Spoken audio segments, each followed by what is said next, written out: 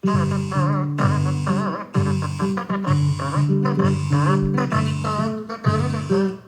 ordre de l'alcalde es fa saber a tothom que una fera feroge del parc s'escaparà.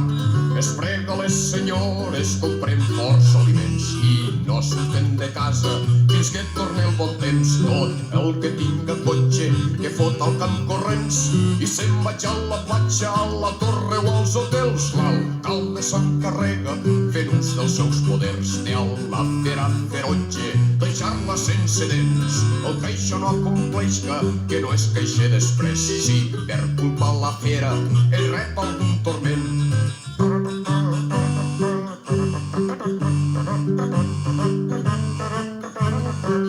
Jo que no tinc ni casa, ni cotxe, ni un carret, em vaig trobar aquell dia la fera en el carrer. Tremolant i mig mort, ai Déu, la fera!